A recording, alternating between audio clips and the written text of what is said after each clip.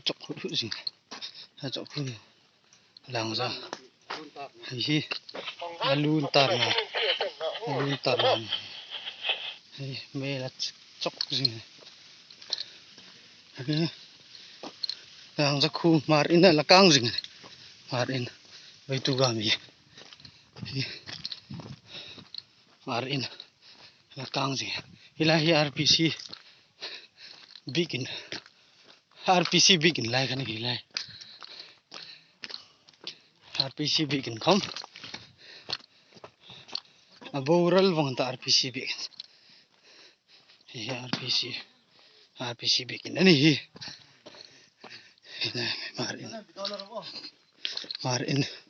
marin hai này no miri man lang marin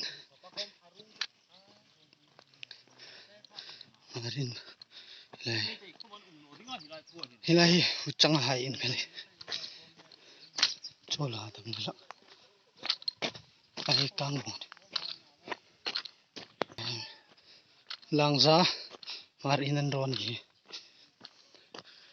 ya kang mo dan ai vut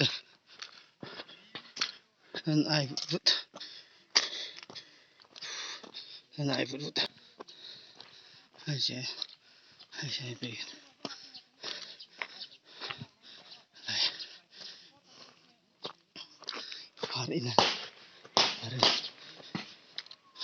marin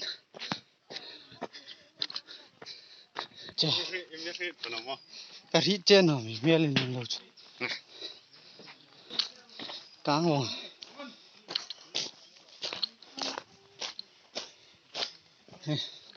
hai xe bị cái xuống hai xe bị Independent Church of India bị cái này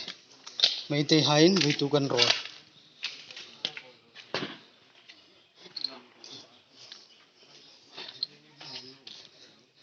căng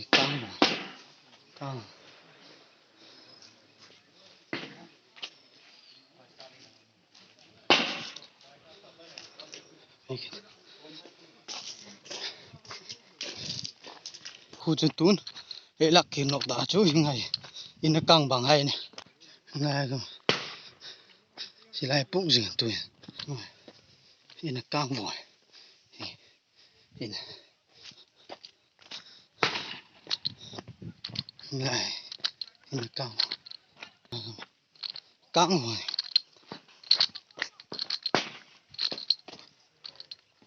lại marin căng vội marin kêu tôi cả lúc marin là xem này nó này marin căng hơn vội